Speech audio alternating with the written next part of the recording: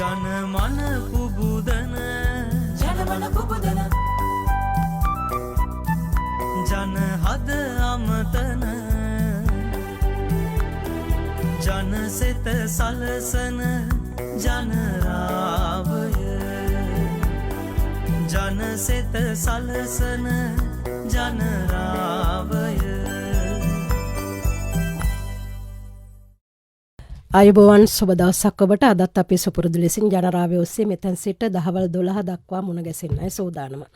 අද අපි ජනරාවෙන් අවධානය යොමු කරන්නේ නාරා ආයතනයේ ඉදිරි වැඩපිළිවෙල පිළිබඳවයි. ඒ සඳහා අපි ඉතාමත් ආදරයෙන් ගෞරවයෙන් ආරාධනා කළා නාරා ආයතනයේ අධ්‍යක්ෂ ජනරාල් ආචාර්ය KML අමරලාල් මැතිතුමන්ට. ආයුබෝවන් ගරු අධ්‍යක්ෂ ජනරාල්තුමනි. ආයුබෝවන්. නාරා ආයතනය කියලා කිව්වම දිග වචනයක් තමයි ඉතාමත් කෙටි කරලා නාරා කියලා හඳුනන්නේ. නාරා තමයි ජනප්‍රිය වචනේ. හැබැයි මේක තුල දිවෙන විෂයපතය විශාලයි. අපි මේ පිළිබඳ මූලික වශයෙන් හඳුනා ගන්නවා නම්. ඔව් ඇත්තටම අපි කවුරුත් දන්න පරිදි නාරා NARA කියන වචනය දිගු වචනයකින් කඩලා අරගනිපු වචනයක්. ඒකට අපි හඳුන්වනවා ජාතික ජලජ සම්පත් පර්යේෂණ සහ සංවර්ධන නියෝජිත ආයතනය කියලා. මෙම ආයතනයේ ඇත්තටම පිහිටවලා තියෙන්නේ ලංකාවේ ජලජ සම්පත් ශේෂ්ත්‍රයේ පර්යේෂණ කටයුතු සිදු කිරීම, සංවර්ධනය සහ කළමනාකරණය, ඒ වගේම සංරක්ෂණ කටයුතු ප්‍රධාන අරමුණු කරගෙන තමයි මෙම ආයතනය ශ්‍රී ලංකාවේ පනතක් මගින් 1982 පිහිටවල තියෙන. ජලජ සම්පත් කියන්නේ මොනවද? ජලජ සම්පත් කියලා කියන්නේ ඇත්තටම අපි කවුරුත් දන්නවා වතුර හා සම්බන්ධව තියෙන සියලු සම්පත් තමයි අපි ජලජ සම්පත් කියලා කියන්නේ. ප්‍රධාන වශයෙන්ම මේ ජලජ සම්පත් වර්ග දෙකකට අපට හඳුර ගන්න පුළුවන්. එක වර්ගයක් තමයි ජීවීව තියෙන සම්පත්. අනිත් ඒවා තමයි අජීවීව තියෙන සම්පත්. ඒ අනුව අපි ලංකාවේ අපටත් ඒ සම්පත් වර්ග දෙකම අයිතිවාසිකම තියෙනවා. ජීවී කොටසට මොන ගණයේ අයද වැටෙන්නේ? ජීවී කොටසට වැටෙනවා දැන් වතුර ඇත්තටම ප්‍රධානම අපේ තියෙන්නේ මාළු සම්පත. ඊට අමතරව අනෙකුත් මාළු නොවන ජීවී සතුන් ඒ කොටස් ජීවී කොටසට අයිති වෙනවා. ඊට අමතරව ශාක පැලෑටි ඒවත් අයිති වෙනවා. අපි පෝනා ෆ්ලෝරා කියලා තමයි ඒ වර්ග දෙක බෙදාගෙන කටයුතු කරන්නේ. අජීවී සම්පත් විදිහට අජීවී සම්පත් විදිහට විශේෂයෙන්ම වැලි ඛනිජ සම්පත් ඒ වගේ ඒවත් ඊළඟට ඔගොල් අපි කතා කරපු අනිකුත් පෙට්‍රෝලියම් වර්ග තියෙනවා නම් ගෑස් තියෙනවා නම් ඒ ඔක්කොම ඒ ගණයට තමයි අපි අන්තර්ගත කරලා තියෙන්නේ. ශ්‍රී ලංකාවේ ජලජ සම්පත් හඳුනාගෙන තිබෙන ධාරිතාවය කොහොමද? අපි ඒ පිළිබඳ ඇත්තටම දිගින් දිගට පර්යේෂණ කරනවා. නමුත් අර සම්පූර්ණ නිශ්චිත වශයෙන් මෙම ප්‍රමාණය තියෙනවා කියන එක විශේෂයෙන්ම අජීවී සම්පත් වලින් අපට තාම හරියටම කියන්න අමාරුයි. සමහර අවස්ථාවලදී අපිට මතකයි මන්නාරම් ද්‍රෝණීය ඛනිජ සම්පත් තියෙනවා. එහෙම නැත්නම් තෙල් නිදි තියෙනවා.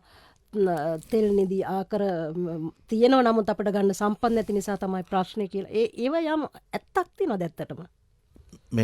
මෙහෙමයි දැන් ඒ මන්නාර අපේ ඒ ජාත්‍යන්තරව අපේ භූමිය පිහිටීම පදනම් කරගෙන අපි ඉන්න ප්ලේට් එක පදනම් කරගෙන තමයි අපි ඒ පැත්තේ ඒ තෙල් සහ ගෑස් තියෙනවා කියලා අපි අනුමාන කරන්නේ. ඇත්තටම අනුමාන විතරක් නෙමෙයි මේ පිළිබඳ පර්යේෂණයන් සිදු කරා. ඇත්තටම ඒක ඒහා සම්බන්ධ පර්යේෂණ කිරීමේදී නාරා ආයතනය අනිවාර්යෙන් සම්බන්ධ වෙන්න ඕනේ. ඒක අපේ නිලධාරීන් අතීතයේ සම්බන්ධ වුණා.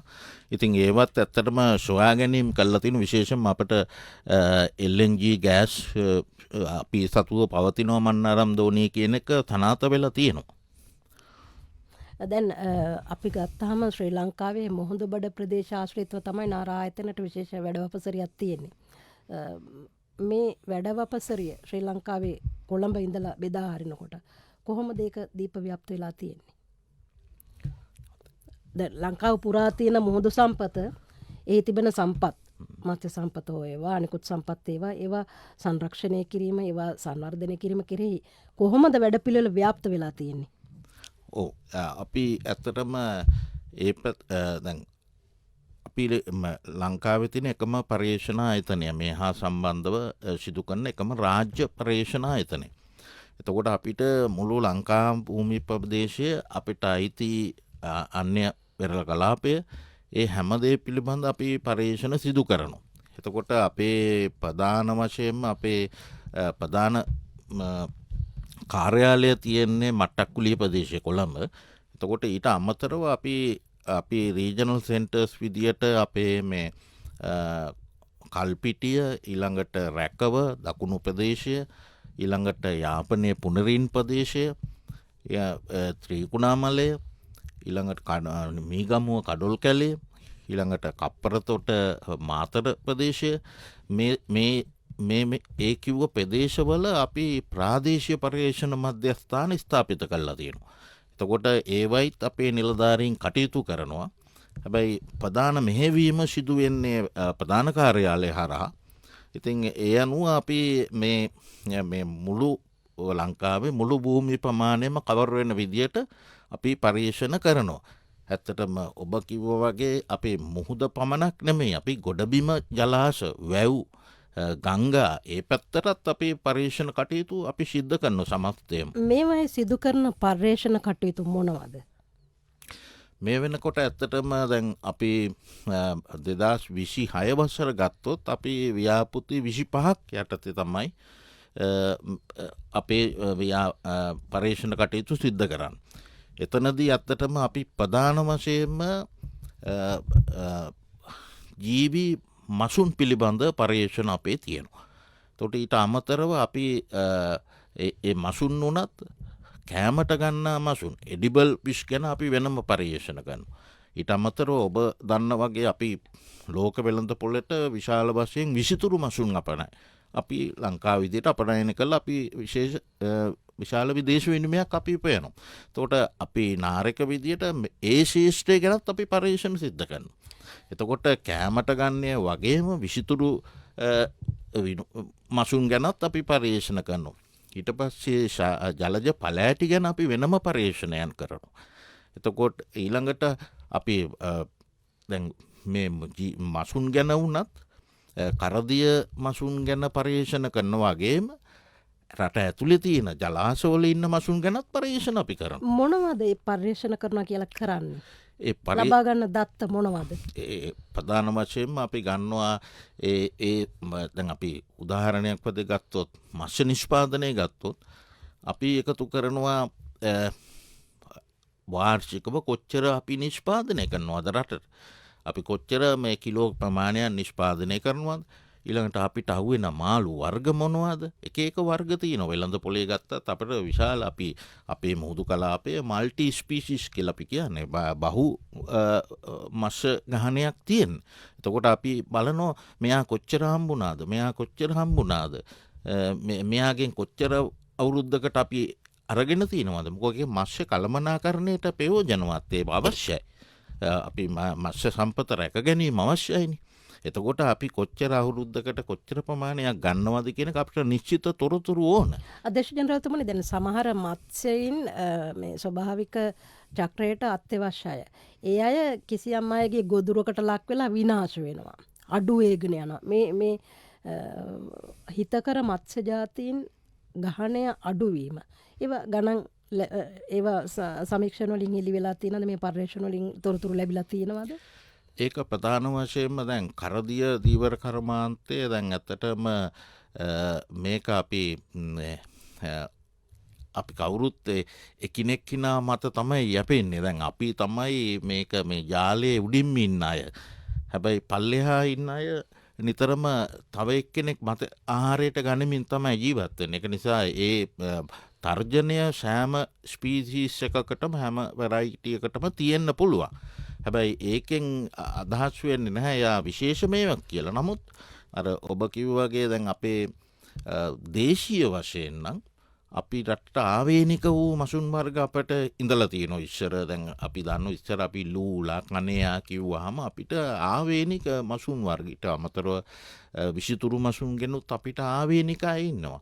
ඉතින් ඒ අය සමහරක් විට අර අනිත් අය නිසා පොඩි වඳවීම එකේ තර්ජනයක් මුහුණ දෙන්න පුළුවන් වෙයි පරිසර වෙනස් වීම. ඒ පිළිබඳ අපි දැන් ඇත්තටම ඒ අය ආරක්ෂා කිරීම සඳහා නාරික තුල අපි විශේෂ වැඩපිළිවෙලක් ඒ පිළිබඳව පරිශන කරනවා. ඒගොල්ලෝ කොහේ ඉන්නවද, කොච්චර අඩු වෙලා තියෙනවද, ඉන්න අය මොන වගේ අයද ඉන්නේ කියන එක පිළිබඳ අපේ පරිශන දැනටත් ක්‍රියාත්මක කරනවා. මේ අයගේ සංවර්ධන ක්‍රියාවලිය කියලා මොකක්ද කරන්නේ ආයතනය හරහා? සංවර්ධන ක්‍රියාවලිය කියලා කියන්නේ දැන් ඇත්තටම දැන් අපි ගන්න පර්යේෂණවල දත්ත අපි පදනම් කරගෙන අපි රජයට, ඒ කියන්නේ විශේෂයෙන්ම ධීවර අමාත්‍යාංශයට, ඒකට අනෙකුත් පුද්ගලිකාන්තයට අවශ්‍ය පුද්ගලයන්ට අපි දත්ත සහ උපදෙස් අපීමක් කරනවා. එතකොට අපි ඒගොල්ලන්ට කියනවා මේක දැන් පවතින්නේ මේ තත්ත්වයක. එතකොට ඒගොල්ලන්ගේ සංවර්ධන අරමුණු වෙනස් කරන්න පුළුවන් ඒ අනුව.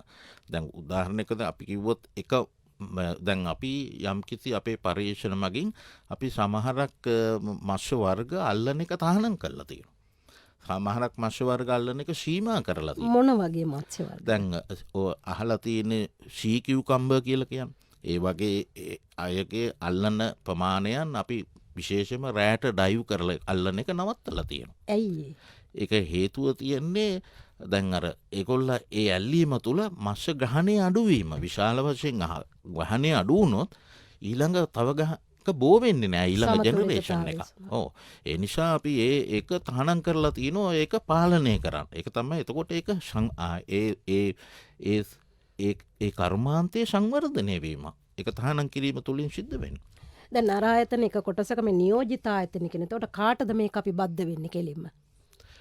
ඒක ඇත්තටම මං හිතන්නේ දැන් අර අපි රජයේ අමාත්‍යාංශ හෝ දෙපාර්තමේන්තු නොවන රජයේ අනුබද්ධ ආයතන කියන නමින් තමයි නියෝජිත ආයතනය කියන එක තියෙන්නේ. ධීවර අමාත්‍යාංශයත් එක්ක. ධීවර අමාත්‍යාංශයේ අනුබද්ධව තියෙන ආයතනයක් තමයි ධීවර අමාත්‍යාංශයේ පර්යේෂණ ආයතනය තමයි නාර ආයතන.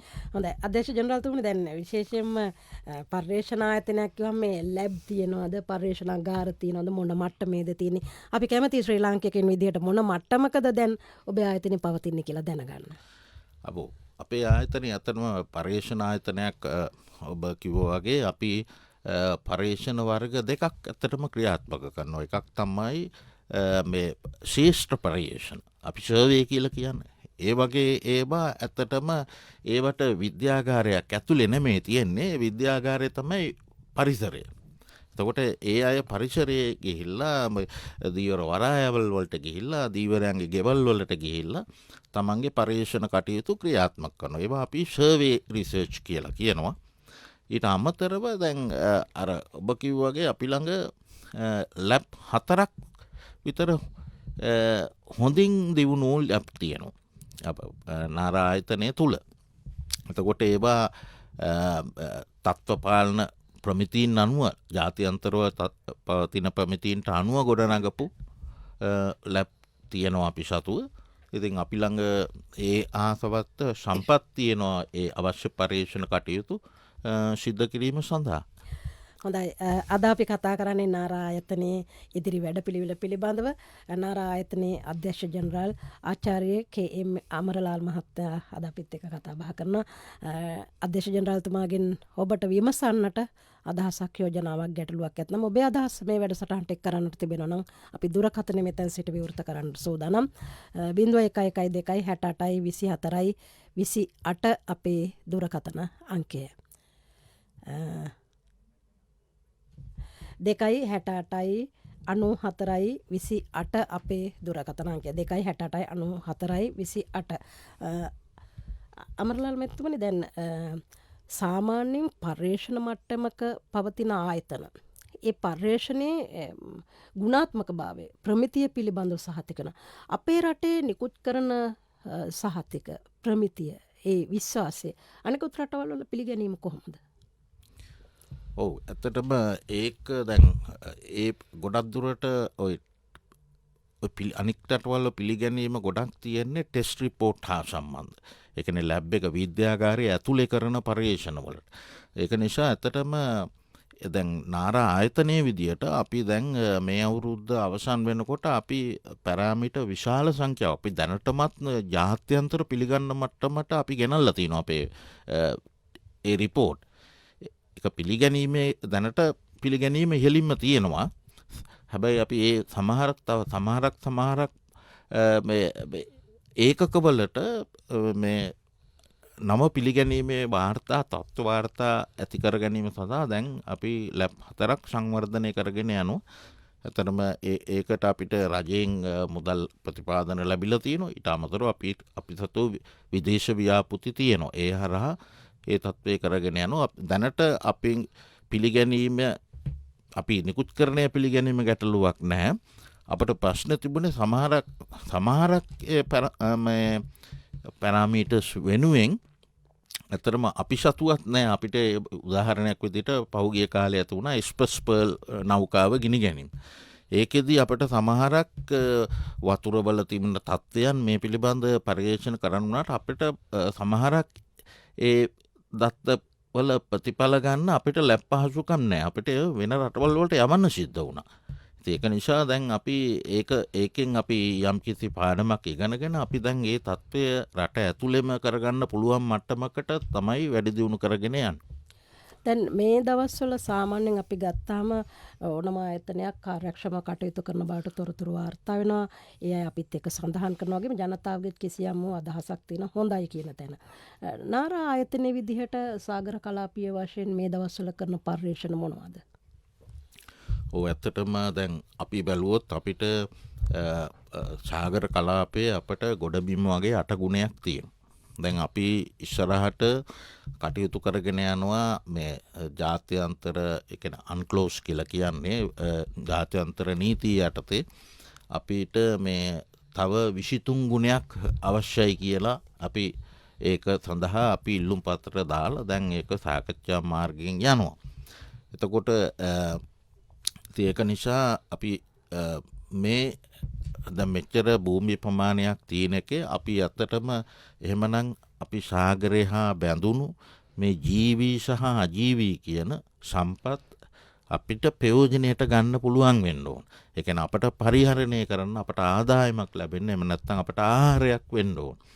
ඒක නිසා ඇත්තටම නාරා ආයතනයේ විදියට විශේෂයෙන්ම අපි අපේ ආහාරයේ 60%කට වැඩි මත්ස්‍ය පෝටීන් අපට ලැබෙන්නේ මාළු වලින්.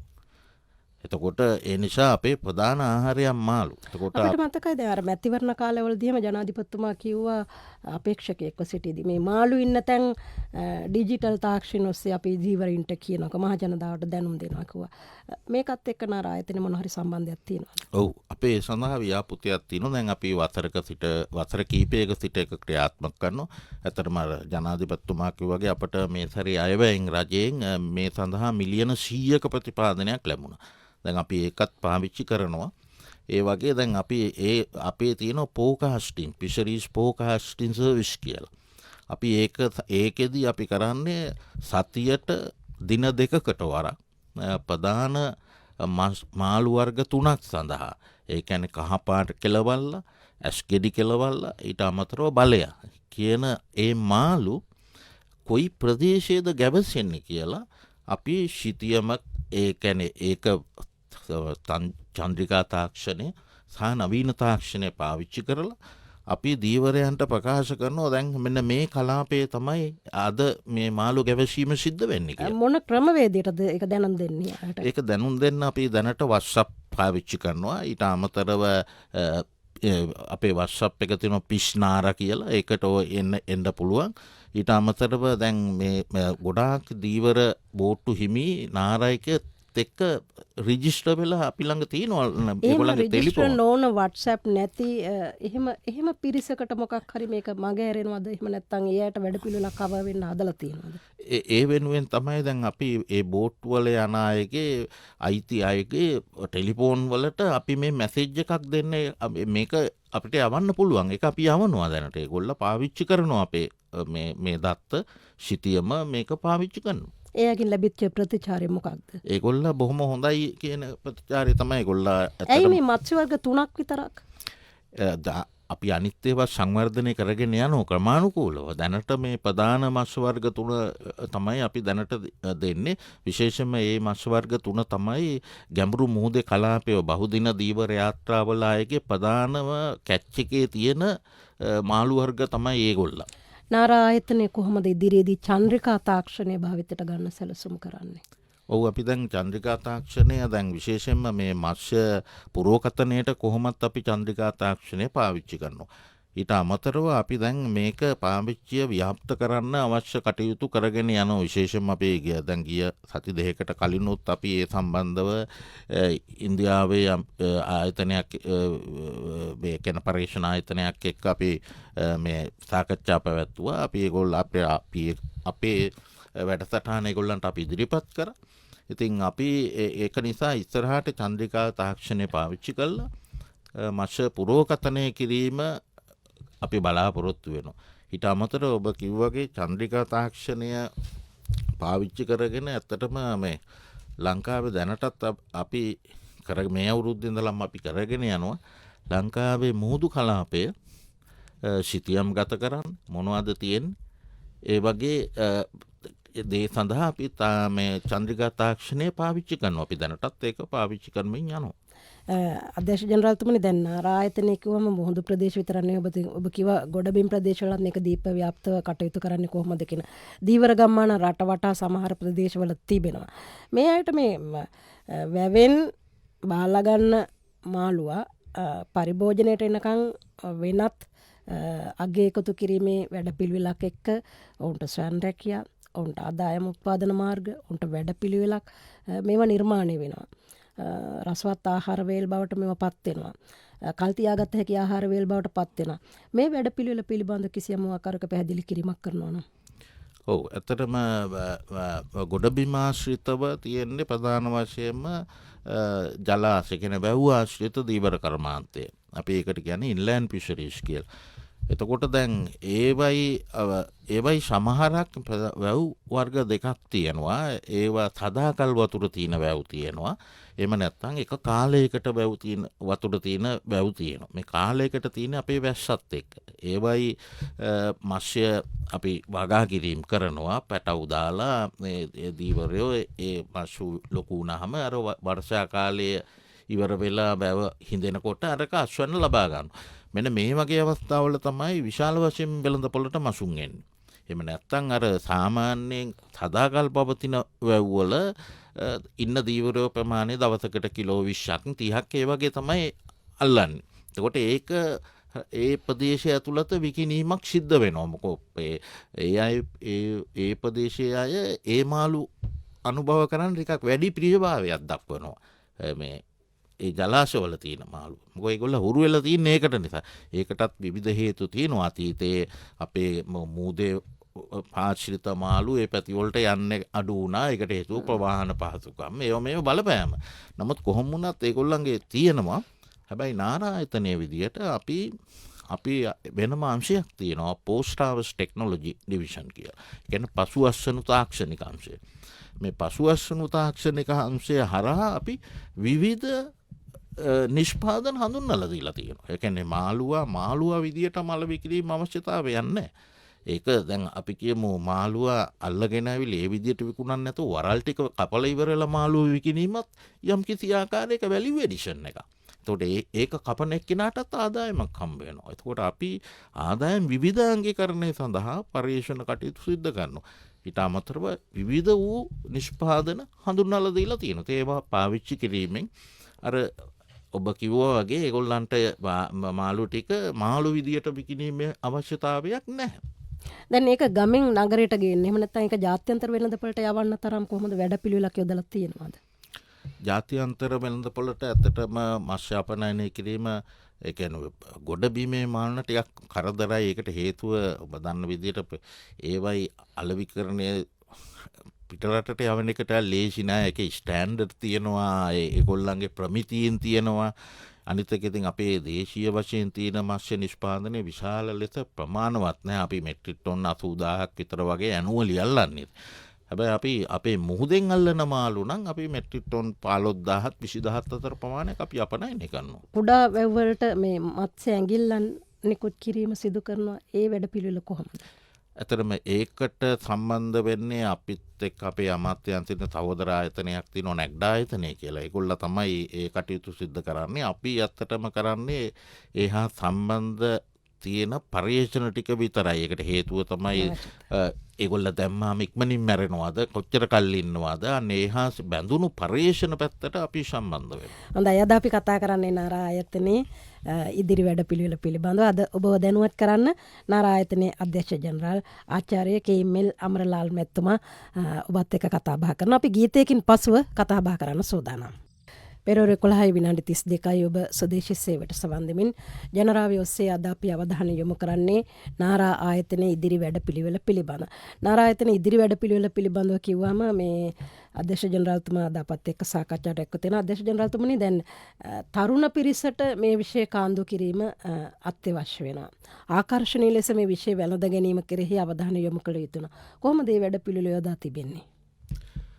ඔව්, නාරා ආයතනය විදියට ඇත්තටම මෙතනදී කරන්නේ දීවර හා ඇත්තටම සාගර සම්පත් අමාත්‍යාංශය විසින් වැඩ පවත්වාගෙන යන යම් ව්‍යාපෘති තරුණ අය මෙම කර්මාන්තයට යොමු කිරීම සඳහා විශේෂ වැඩසටහන් තියෙනවා අමාත්‍යාංශය. අපි පර්යේෂණ ආයතනයක් විදියට අපි කරන්නේ ඇත්තටම මොන වගේ අවශ්‍යතාවයන්ද මේ තරුණ අයට තියෙන්නේ. ඇයි මොන වගේ විදියකටද මේගොල්ල පොළඹවීම කරන්න පුළුවන් කියන එක. ඒ පිළිබඳව ඒ අයත් එක්ක සම්මුඛ සාකච්ඡා පවත්වලා වැඩමුළු පවත්වලා අපි ඒගොල්ලන්ගෙන් අඳුරගන්නවා මොන වගේ අවශ්‍යතාවද ඒගොල්ලන්ට තියෙන්නේ. එතකොට අපි ඒවා යම්කිසි ආකාරයකට ක්‍රමවේද පාවිච්චි කරලා ඒවා විශ්ලේෂණය කරලා අපි ඒ තොරතුරු ලබා දීලා අපි ඒ පැත්තට යොමු කිරීම කරනවා. ඊට අමතරව විශේෂයෙන්ම අපි තරුණ ප්‍රජාවට මේ දීවර කර්මාන්තය තිරසාර ලෙස පාවිච්චි කරන්නේ කොහොමද කියලා දැනුම ලබා දෙන්න විශේෂ වැඩමුළු පවත්වනවා අපි. එතකොට ඒ පැත්තෙනුත් ඒ දැනුම ලබා දීලා අපිට මේකේ යෙදිලා ඉන්න එකේ වැදගත්කම අපි කියලා දීලා තියෙනවා. විශේෂයෙන්ම පර්යේෂණ ආයතනයේ විදියට අපේ පර්යේෂණ විද්‍යාඥයන් විසින් සොයාගත්ත යම් අලුත් දැනුම තියෙනවා. අලුත් නිෂ්පාදන අපි හඳුන්වලා දීලා තියෙනවා. එතකොට අපි එහෙමනම් අපි ඒ තරුණ ප්‍රජාවට අපි මේ නව නිෂ්පාදන ගැන අපි පුහුණුවීම් ලබා දෙනවා. අපි රට වටේම මේ පුහුණුවීම් වැඩසටහන් ක්‍රියාත්මක කරනවා. එතකොට ඒගොල්ල ඒ කර්මාන්තය හා රැඳිලා ඉන්නවා.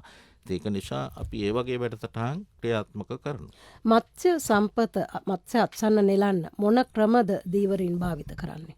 ඔව්, ඇත්තටම ලංකාවේ ප්‍රධාන වශයෙන්ම ප්‍රධාන පන්නකම දෙකක් අපි පාවිච්චි කරනවා. එකක් තමයි දැල් පන්නකමය, ඩ්‍රිප්නෙට් කියලා කියන්නේ. අනිත් කරමල් දැල. ඒ කියන්නේ මාළුවා කරමලයට අහුවෙලා දැලට අහුවෙලා අල්ලගන්න ක්‍රමය. අනිත් එක තමයි අපි ලෝන් ලයින් එක කියන්නේ. ඒ කියන්නේ මරුවැල් කියලා කියනවා. ඉතින් මේ පන්නකම දෙක තමයි විශාල වශයෙන්ම අපි පාවිච්චි කරන්නේ. එතකොට ඊට අමතරව අපි ළඟ සාම්ප්‍රදායික පන්නකම තියෙනවා. ඒ නෙමෙයි මම කතා කරන්නේ. මෙතන මේ පන්නකම තමයි විශාල වශයෙන්ම පාවිච්චි කරලා මසුන් ඇල්ලීම දීවරයන් කරන්නේ. හොඳයි. දැන් බහුදින යාත්‍රා එම නැත්තම් එක් දින යාත්‍රා මේවා පිළිබඳව හඳුන්වා දීමක් කරනවා නම්.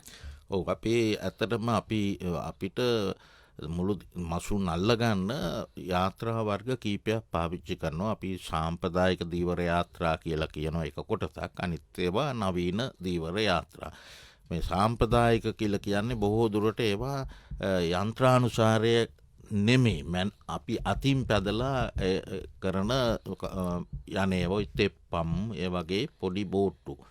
ඊළඟට යාන්ත්‍රික බෝට්ටු වල ඇත්තටම පිටත එන්ජිම සයි කරපු යාන්ත්‍රික බෝට්ටුව OFRP බෝට්ටු කියලා කියන වල්ලම් තියෙනවා. ඒ වගේ බෝට්ටු වර්ග තියෙනවා. ඒවයි තියෙන විශේෂත්වය තමයි ඒවා උදේට ගිහිල්ලා හවසට එනවා. ඒක එම දීවර කර්මාන්තයේදීලා ආපසු පැමිණෙනවා.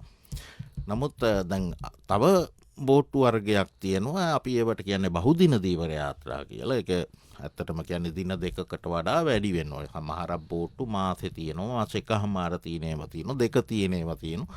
එතකොට ඒවයි එන්ජින් ඇතුළ සවි කරපු එන්ජින් තියෙන්නේ ඇත්තටම. ඉතින් ඒවයි ඒ බෝට්ටු වලින් තමයි විශාල ඒ වගේ බෝට්ටු ලංකාවේ 4500කට වැඩි ප්‍රමාණයක් තියෙන ලියාපදිංචි වෙලා අමාත්‍යාංශය තුල ලියාපදිංචි වෙන්න ඕන. අර මං කිව්වාගේ පොඩි බෝට්ටු 42000ක් විතර වගේ ලංකාව වටේ ඒට හා සමාන ප්‍රමාණයක් ඔපරේට් වෙනවා. මත්ස්‍ය වගාවන් ව්‍යාප්ත කරන්න මොන වගේ වැඩපිළිවෙලක්ද යොදලා තියෙන්නේ? මත්ස්‍ය වගාව ව්‍යාප්ත කරන්න ඇත්තටම දැන් අපිට ඒක ලංකාවට විතරක් නෙමෙයි ජාත්‍යන්තර සංවිධාන පවා අපිට කියනවා දැන් මේ මාළු අල්ලගෙන කන එක නෙමෙයි වගාවට යන්න කියලා. මොකද නැත්තම් මේක අපිට මාළු නැති වෙයි ඉස්සරහට කියලා. ඒක අපි ඇත්තටම විද්‍යාඥයන් විදියට නාරායතනයේ විදියට මේක අපි අඳුනගෙන තියෙනවා. දත්ත වලින් එමෙ පෙන්눔 කිරීමක් කරනවද? දත්ත වලිනුත් පෙන්눔 කිරීම කරනවා. ඊට අමතරව අපි ඒ සඳහා වෙනම විශේෂ පර්යේෂණ ක්‍රියාත්මක කරලා තියෙනවා මේ මත්ස්‍ය ඒ කියන්නේ මේ වගා කිරීම සඳහා. අපි නවීන ක්‍රම විශේෂයෙන්ම අලුතෙන් තියෙන ට්‍රොපික් ලෙවල් වල අනුව ඒ කියන්නේ අපි වගා කරන කූඩුවක නම් මස් තනි වර්ගයක් දාන්න නැතුව වර්ග කීපයක් දාලා පර්යේෂණ සිද්ධ කරනවා. එතකොට ඒ ස්පේස් එක අපිට ආර්ථික වශයෙන් වාසිදායකයි. තනි එක්කෙනෙක් නෙමෙයි හැදෙන්නේ වර්ග කීපයක් හැදෙනවා. මාළුත් එක්කම ශාකයකුත් හැදෙනවා. අන්න ඒ වගේ. එහෙමගේ අපි නව අත්හදා බැලීම් පර්යේෂණයන් අපි දිගින් දිගටම කරනවා. දැන් පිටරටවල වල මේ වගා කරන සාමාන්‍යයෙන් වී වගා භූමියෙත් ඒ වගේ මත්ස්‍ය සම්පත අස්වැන්නක් ඉදිරියට ගන්න ඒගොල්ලෝ සැලසුම් කරනවා. අපේ රටෙත් එහෙම අත්හදා බැලීමක් හරි එහෙම හිතලා නැද්ද තියෙන්නේ? ඇතරම නාරායතනය විදියට නම් එහෙම කළා නෑ. නමුත් මමත් අහලා තියෙනවා සමහරක් ඒ අය එහෙම උත්සාහය ලංකාවේ දරලා තිබිලා තියෙනවා තියෙන්නේ. පරිසර පද්ධතීන් ආරක්ෂා කරගන්නමින් කොහොමද මේ ක්‍රියාවල ඉදිරියට පවත්වාගෙන යන නාරායතනය මොකද්ද මැදිහත් වීම? ඔව් ඇත්තටම නාරායතනය මේ පරිසර ආරක්ෂා කිරීම ඉතාමත්ම වැදගත් දෙයක්. විශේෂයෙන්ම මේ දවස්වල අපි කතා කරන එල් නීනෝ තත්ත්වයන් අපේ දේශගුණික විපර්යාස හා බැඳිච්ච දෙයක් මේක. ඇත්තටම අපි ප්‍රධානම පරිසර සාධකයක් තමයි කඩුලාන කියන්නේ. ඇත්තටම අපි නාරායතනයේ විදියට මේ කඩුලාන කියන පරිසරය ආරක්ෂා කරන්න අපි වෙනම පර්යේෂණ කටයුතු ඒ කඩුලානවල වැදගත්කම මොකක්ද? ඒකෙන් අපට හුස්ම ගන්න ලැබෙන ප්‍රයෝජනය කොහොමද? ඒ පිළිබඳ අපි වෙනම පර්යේෂණ සිදු කරගෙන යනවා. ඉතින් ඒක අපෙන් ඒ දායකත්වය අපි ලබා දෙනවා නාරායතනයේ විදියට. ආහාර සුරක්ෂිතතාවය කෙරෙහි කොහොමද ආයතනය කටයුතු කරන්නේ? ආහාර සුරක්ෂිතතාවයට දැන් අපි ඇත්තටම දැන් අද අපිට ප්‍රධාන වශයෙන් ප්‍රශ්නයක් තමයි පෝස්ට් හාමර්ස් ලොස් කියන එක. ඉතින් සමහර වෙනවා මේක 30යි 40යි කියනවා. ඉතින් අපි ඇත්තටම නාරායතනයේ විදියට මේක අඩු කරගන්න අවශ්‍ය පර්යේෂණ අපි සිද්ධ කරනවා. ඇත්තටම දැන් ආහාර සුරක්ෂිතතාවයේ යටතේ මේ ඇතිවෙන ෆිසිකලි ඇතිවෙන බයොලොජිකලි ඇතිවෙන වේස්ට් එක ඒ කියන්නේ මේ නරක් වීම අඩු කරන්නේ කොහොමද කියන තත්වයට අපි පර්යේෂණ සිද්ධ කරගෙන යනවා. ඇත්තටම ඊට අමතරව දැන් විශේෂයෙන්ම අපේ අමාත්‍යාංශයේ යටතේ අපට රජයෙන් ලැබිලා තියෙන හයි ඉම්පැක්ට් ෆිෂරි කියලා. ඒ කියන්නේ ඔබ දන්නවා පහුගිය කාලේ ඇමරිකාවෙන් MR 125ක මේ ටැරිෆ් එකක් අපට වැදුනා. එතකොට දැන් අපිට ඒ හයි ඉම්පැක්ට් ෆිෂරියත් ඒකෙත් ප්‍රධාන දෙයක් තමයි ওই පැත්ත නියුට්‍රිෂන් පැත්ත හොයන එක. දැන් මේ රට වටේටම මොහොඳ තියෙද්දිත් ඇයි අපිට සැමන් ටිකක් හරි හදාගන්න බැරි? නැත්නම් අලුත මේ රට මැද පාරිභෝගිකයාට අලුත් මාළු කෑල්ලක් කන්න බැරිකම තියෙන මොහොඳ මාළු කෑල්ලක්. මේ ගැන නාරා ආයතනයේ මීට වඩා අපි එදා අවුරුදු 10කට 15කට 20කට කලින් කියපු අදහසම අදත් අපි ඉස්මතු කරනවා. මේ අධ්‍යක්ෂ ජනරාල්තුමනි මේ ගැන කිසියම් ආකාරයක අලුත් සිතුවිල්ලක් තියෙනවද?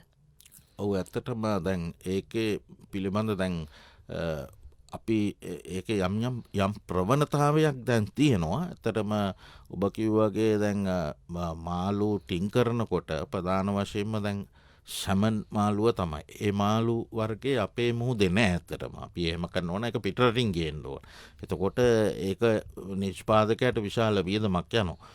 නමුත් අපි අපේ ලින්න බෝල්ල කියන ලින්න කියන මාළුව දැන් අපි ඇත්තටම ඒ සඳහා අපේ නිෂ්පාදකව පෙළඹිලා තියෙනවා නාරායතනයේ විදිහටත් අපි මං හිතන්නේ අලුත් නව ඒගොල්ලන්ගේ තත්ත්වය පරීක්ෂා කිරීම ෆැක්ටරි 50කට වැඩිය ඒ වගේ විසිට් කරලා ඒ සිදු කිරීම අපි කරනවා. ඒ කියන්නේ වාර සංඛ්‍යාවත් එක බැලුවාම ඉතින් මං හිතන්නේ අපේ දැන් ටින් මාළු හදන ප්‍රැක්ටිස් තියෙනවා ලංකාවේ. ඇත්තටම ඒගොල්ල මෙලදපොළට නිකුත් කරනවා. අර මාළු අපි නමුත් පිටරටින් ගේන එකේ ගැටලුවක් තියෙන්නේ අපිට ඇත්තටම දැන් ලෝකේ ජාත්‍යන්තර බැලුවොත් මාළු වර්ග දෙකක් තියෙනවා. ඒ කියන්නේ මිල අධික මාළු මිල නැති මාළු කියලා. දැන් අපි ඇත්තටම දැන් අපි ගෙන්නන කරවල වගේ දේවල් ඒ කියන්නේ මිලෙන් අඩුයි ඒවා.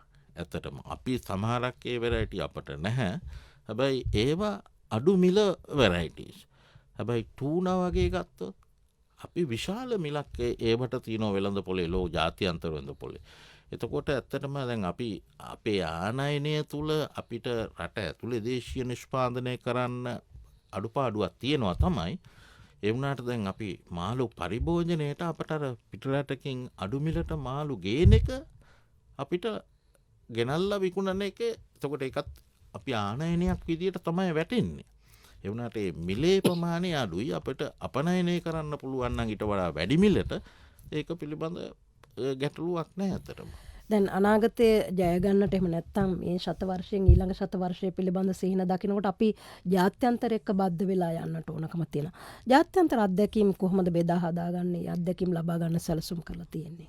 ඔව් ඇත්තටම එතෙන්දී අපි කොටස් දෙකක් යටතේ නාරායතනයේ විදියට කටයුතු කරනවා. එකක් තමයි අපේ විද්‍යාඥයන් විශේෂයෙන්ම අපි ඒ ජාත්‍යන්තර විශ්වවිද්‍යාලවලට ඒ අය පුහුණුවීම අපි ලබා දෙනවා. ඒගොල්ලා පශ්චාත් උපාධි PhD උපාධිස් වලට ඒගොල්ලා යනවා. එතකොට ඒ ආයතනවල තියෙන දැනුම අපේ අයට ලැබෙනවා. ඒකතකොට ඒගොල්ලා ඒ දැනුම ගෙනල්ලා අපේ ජීව කර්මාන්තය සංවර්ධනය සඳහා යොදව ගන්න.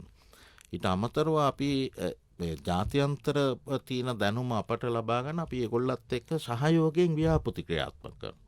දැනටත් අපි නාරා ආයතනයේ විදිහට අපි මේ මොහොතෙත් අපි ළඟ තියෙන නෝර්වේ ශ්‍රී ලංකා බයිලැටරල් ප්‍රොජෙක්ට් කියලා. අපි ඒකෙන් තමයි ඔයගොල්ලෝ දකින්න ඇති මේ පියර් නැන්සන් කියන නෞකාව ඇවිල්ලා අපේ සාගර සම්පත් කොච්චර අපට අර කලින් ඇහුවගේ කොච්චර අවුරුද්දකට අල්ලන්න පුළුවන්ද කියලා ඒ ස්ටොක් ඇසෙස්මන්ට් එකක් අපි කරා. මාසයක් මොහොතේ තිබුණා නැව. අපේ විද්‍යාඥයන් 20ක් විතර එකට සම්බන්ධ වුණා.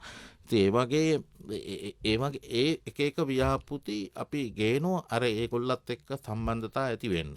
ඊළඟට දැන් අපි ළඟදිම ඉන්දියා ගෝවේ ඉන්ස්ටිටියුෂන් එකත් එකට අපි කතා බහ කරලා තියෙනවා. එතකොට ඒගොල්ලන්ගේ සැටලයිට් තාක්ෂණික දත්තා අපි ලබාගෙන අපේ දීවරකරම් සැටලයිට් වලින් අපි දෙන තොරතුරු සංවර්ධනය කරන්නේ කොහොමද කියලා පැත්තට. එතකොට ඒ පැත්තත් එක්ක අපි සහයෝගයෙන් කටයුතු කරනවා.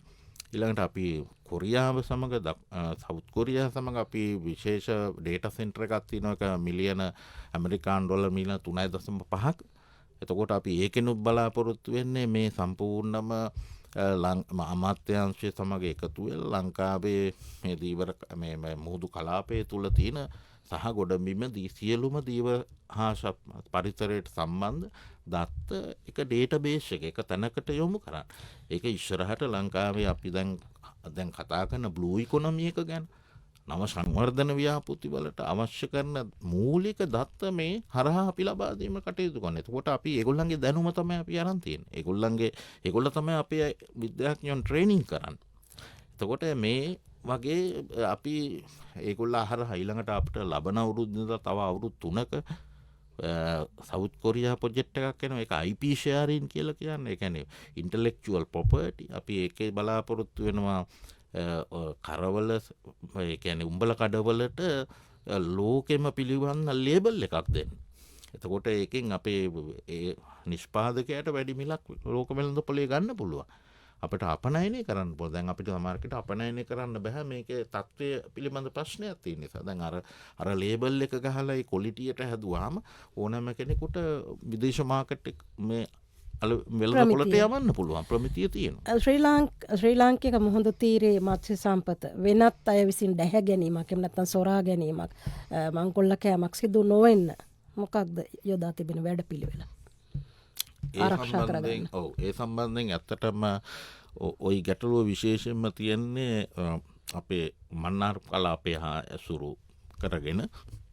ඉතින් නාරායතනයේ විදියට මේ ගිය අවුරුද්දේ අපි ව්‍යාපෘතියක් ක්‍රියාත්මක කර දැන් මෙහෙම වෙනකොට අපි හරියටම දන්නේ නැහනේ කොච්චර අලාභයක් අපට සිද්ධ වෙනවද කියලා. අපි ඇත්තටම තව මේක සම්පූර්ණ වෙලා නැහැ. නමුත් අපි මේ ඒක ගණනය කිරීමකට අපි දැන් ලක් කරලා තියෙනවා. කොච්චර සාමාන්‍ය අපේ දීවරයන්ට කොච්චර මොනවද වෙන ආභයක් වෙනවද එහෙම කියලා.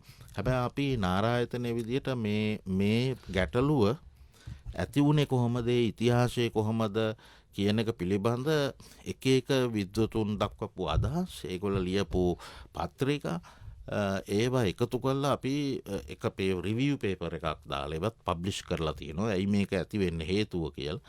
ඊළඟට අපි මං හිතන්නේ නාරායතනය ගොඩාක් සාකච්ඡාවලට සම්බන්ධ වෙලා තියෙනවා. මේකෙන් වෙන බලපෑම පිළිබඳ අපි කරුණු ඉදිරිපත් කරලා තියෙනවා. ඉතින් ඒ වගේ කාටද ඒ කරුණු ඉදිරිපත් කරන්නේ? ඒවා සමහරකට මේ අමාත්‍ය දිවර අමාත්‍යාංශයට වෙන්න පුළුවන්. ඩිප්ලොමැටික් සාකච්ඡා යනකොට ඒ කරුණු තමයි සාකච්ඡා වෙන්නේ. කොච්චර කෙනෙකුට මේකෙන් වෙන හානිය මොකක්ද ඒ වගේ තත්ත්වයන් තුල. එල්නිනෝ තත්ත්වය පිළිබඳ ලෝකයේ අවධානය යොමු කරලා තියෙන දේශගුණික විපර්යාසයත් එක්ක කොහොමද අපි ඉදිරියට යන්න සැලසුම් කරන්නේ? දැන් නාරායතනයේ විදියට ඇත්තටම මේකට මුහුණ දෙන්න අපි වෙනම අපේ නිලධාරීන්ගෙන් සමන්විත අපි කණ්ඩායමක් හදලා තියෙනවා. එතකොට දැන් අපි බලාපොරොත්තු වෙනවා දැනටමත් අපේ මේ මුහුදේ වෙනස් කීම් අධ්‍යයනය කිරීම සඳහා අපි ස්ථාන 6ක විතර sea level monitoring ස්ථාන පවත්වාගෙන යනවා. එතකොට ඒකෙන් කොහොමද වෙන මුහුදේ වේව් එකේ අඩු වැඩිවීමක් තියෙනවද, ඊළඟට ඒකේ තියෙන බයොලොජිකල් පැරාමීටර්ස් වල මුහුදේ කියන්නේ රසායනික සංයුත්තේ වතුරේ එහෙම වෙනසක් වෙනවද, ඒවා අපි ඇත්තටම මොනිටර් කිරීමක් කරනවා. දැන් අපි ඒක තවදුරටත් වැඩි කරලා මේ කොහොමද වෙන්නේ කියන එක දැන් අපි බේසික් ඇසෙස්මන්ට් එකක් විදියට මේවා මේ බේස්ලයින් මූලික දත්ත විදියට පවත්වාගෙන අපි ඉදිරියට මේක අඛණ්ඩව කරන්න යම්කිසි කාලරාමුවකට බලාපොරොත්තු වෙනවා. අපිට මේ පර්යේෂණ කටයුතු ඩොලර් මවන්න ක්‍රමවේදයකට යොදා ගන්න පුළුවන්ද? ඇත්තටම පර්යේෂණ කටයුතු ඩොලර් මවන්න පුළුවන්. ඒකට හේතුව තමයි දැන් අපි නාරායතනයේ විදියට දැන් අපිට සමහර කෙනෙකුට හිතෙන්න පුළුවන් අපරාධේ පර්යේෂණ වලට සල්ලි දාන්න ඊට වැඩිය හොඳයි වෙන මොන හරි මේ බිල්ඩින් එකක් හැදුවා නම් කියලා. එතකොට දැන් අපිට මේ අවුරුද්දෙත් අපිට මිලියන 137ක් පර්යේෂණ සඳහා රජයෙන් ලබා දීලා තියෙනවා. එතකොට දැන් අපි මේ මත්ස්‍ය නිෂ්පාදන පිළිබඳ මත්ස්‍යුන් මොන වර්ගද අපේ නිෂ්පාදන ප්‍රමාණයන් පිළිබඳ ඒ හා බැඳුණු අනෙකුත් විචල්‍යයන් හොයලා ඒ තුලින් තමයි අපේ එන දත්ත වලින් තමයි අපේ නිෂ්පාදනය සහ මත්ස්‍යුන් ඇල්ලීම කොයි රටාවකටද වෙන්න ඕන කියලා තීරණය කරන්නේ. එතකොට ඒ රටාවකට අනුව අල්ලලා දැන් ඔබ නිකන් හිතන්න අපේ රටේ දැන් සංචාරකයෝ කොච්චර එනවද? එතකොට දැන් අපි පර්යේෂණ කරලා මේක මේ මත්ස්‍ය වර්ග තමයි මේ වැඩිපුර ඒගොල්ලන් කැමති, ඒගොල්ලන්ට ප්‍රයෝජනවත් වෙන්නේ. ඒකලද අපි හොටෙල් එකකට මාළු ගියාම අපේ පර්යේෂණ වල කොච්චර ඒ ඩොලර් හම්බ කරන්න අපි සහායක වෙලා තියෙනවා. ඒව කාටවත් මේ කෙලින් ගණනය කරන්න බෑ. ඉතින් ඒක නිසා අනිත් එක මේ අපි කරන පර්යේෂණ වලදී අපි ඇත්තටම මුහුදේ තියෙන අපිට ආයෝජනය කරන්න පුළුවන් khනිජ වැලි මොනවද දැන් ඉල්මනයිට් ඒවා අති වටින khනිජ ද්‍රව්‍ය. ඉතින් එතකොට අපි ඒ පිළිබඳ පරීක්ෂණ කරාම ඒක පිටරටින් එන ආයෝජකයෙකුට ඇවිල්ලා එයාට පුළුවන් එතන කර්මාන්තයක් ආරම්භ කරන්න. ඩොලර් කොච්චර එකතු වෙනවද රට? මේ වෙනකොට ආයතනය හරහා යම් ආකාරයක ව්‍යාපෘති ක්‍රියාත්මක වීම පිළිබඳව පවතින ව්‍යාපෘති මොනවද ක්‍රියාත්මක වෙන ව්‍යාපෘති? දැනට අපි ව්‍යාපෘති ඇත්තටම මම කිව්වේ කලින් කිව්වා වගේ ව්‍යාපෘති 25ක් විතර අපි ක්‍රියාත්මක වෙනවා. ඒවා ඇත්තටම එක වර්මගේ ළඟ විස්තර තියෙනවා ඒවා අපි කරන කොහොමද කරන්න කියලා ප්‍රධාන වශයෙන්ම අර සජීවී මසුන් ගැන ඊළඟට ඒ මසුන් විවිධ වර්ග පිළිබඳ පරීක්ෂණ අපි සිද්ධ කරනවා. ඊළඟට ජලජ පැලෑටි පිළිබඳ ඒවත් අතරම ප්‍රධාන පර්යේෂණ ඒකක. ඊළඟට විසිතුරු මසුන් පිළිබඳ පර්යේෂණ සිද්ධ කරනවා. ඊළඟට මත්ස්‍ය වලින් අපට මේ නිෂ්පාදනය කළ හැකි අතුරු නිෂ්පාදන මොනවද? එහෙම නැත්නම් ඒ පිළිබඳ අපි වෙනම පර්යේෂණ සිද්ධ කරනවා. එහෙම ඒකක කීපයක විස්තරුණු විදියට තමයි අපේ පර්යේෂණ ව්‍යාපෘති මේ අවුරුද්ද යන්නේ. අපි දැන් ලබන අවුරුද්දට තවත් රජයේ ප්‍රතිපත්තිමය එකට උදව් කිරීමක් වශයෙන් දැන් මුළු දීවර අමාත්‍යාංශෙටම ව්‍යාපෘති 15ක් ගොඩනගලා ඉන් ව්‍යාපෘති 12ක්ම අනුමත වෙලා තියෙනවා. දැන් 2027 සිට 2030 දක්වා. ඉතින් ඒ හැම ප්‍රොජෙක්ට් එකකටම වගේ නාරායකේ රිසර්ච් පාර්ට් එක කරන්නේ අපි. හොඳයි. වැඩසටහන නිමා කරමින් අපේ අසන්නන්ට දෙන්න තියෙන පණිවිඩය මොකක්ද? ඔව් අපි ඇත්තටම දෙන්න තියෙන්නේ නාරායතනය ඇත්තටම කියන්නේ පර්යේෂණ කටයුතු සිදු කරමින් යන ආයතනයක්. අපි මේ සියලු පර්යේෂණ කරන්නේ රටේ ජනතාවගේ සහ දීවර ජනතාවගේ ඒකට කෙලින් සම්බන්ධ වෙන අය, කෙලින් සම්බන්ධ නොවන අයගේ දැනුම සහ අවබෝධය වැඩි කරගන්න. එතකොට අපි ඇත්තටම අපේ පර්යේෂණ මගින් අපි දැනුම් දීලා තියෙන විශේෂයෙන් උදාහරණයක් ඇතුළේ මාළුවේ කඳුරගන්නේ කොහොමද වෙළඳ පොලේ. නරක් වෙන මාළුව කොහොමද අඳුරගන්නේ? ඉතින් ඇත්තටම ජනතාවට කියන්න තියෙන්නේ මේ පිළිබඳ අපි විශාල පර්යේෂණ සිද්ධ කරලා තියෙනවා. මාළුව විදියට විකුණන්න නැතුව ඊට වඩා වැඩි ආදායමක් ගන්න කොහොමද කියලා පිළිබඳ මොන වගේ නිෂ්පාදන හදන්න ඕන කියලා නාරකෙන් අධ්‍යයනයන් කරලා තියෙනවා. ඉතින් මට කියන්න තියෙන්නේ පොදු ජනතාවට අපි සමග සම්බන්ධ වෙන්න. ඒ සඳහා අපිට අපේ WhatsApp තියෙනවා, අපේ දුරකථන මගින් කතා කරන්න පුළුවන්. ඊළඟට අපේ හොට්ලයින් එකක් තියෙනවා 0710 ඒක ඕනම 0710 0710 එතකොට ඒ හොට්ලයින් එක හරහා ගන්න පුළුවන්. ඊට අමතරව අපේ WhatsApp තියෙනවා. ඉතින් ඒ තුලින් ඊළඟට අපි අපේ නාරා වෙබ්සයිට් එක අපි කියන්නේ ඒක www.nara.ac.lk හරහා ගිහිල්ලා අපි ඒක වෙනම දාලා තිනවා අපේ කරන පර්යේෂණ ව්‍යාපෘති මොනවද කරලා තියෙන්නේ ඒවා ජනතාවට පරිහරණය කරන්න පුළුවන්. දිස්ත්‍රික් මට්ටමින් ප්‍රාදේශීය මට්ටමින් නිලධාරී ඉන්නවද මුණ ගැහෙන්න පුළුවන්ද?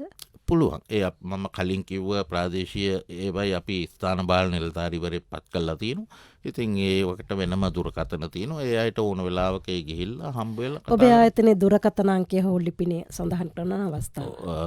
අපි ඇත්තටම දුරකථන අංකය තමයි 0112 521.03 සහ 521.26 0112 521.03 ඒ එක දුරකථන අංකය. එක දුරකථනය.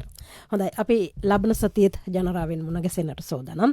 නාරා ආයතනයේ ඉදිරි වැඩපිළිවෙල පිළිබඳව අද අපි සාකච්ඡා කළේ නාරා ආයතනයේ අධ්‍යක්ෂ ජනරාල් ආචාර්ය KML අමරලාල් මැතිතුමාටයි අපි ආරාධනා කළේ. අධ්‍යක්ෂ ජනරාල්තුමනි බොහොම ස්තුතියි ඔබට ඔබේ තොරතුරු වලට සමගන්නට සෝදානම්. අද නිෂ්පාදන සහායක කළේ රජීව නානායක්කාර, නිෂ්පාදනය කළේ සුජාතා කරුණාරත්න, සමාජ මාධ්‍ය ඔස්සේ ඔබ අපයා කළේ ලක්ෂානි අබේවර්ධන, මම සුධර්මා කුලතුංග. ඔබට සෞභාග්‍යමත් සුබ දවසක්. ජනමන පුබුදන ජනහද අමතන ජනසෙත සලසන ජනරාවය මනසෙත සලසන ජන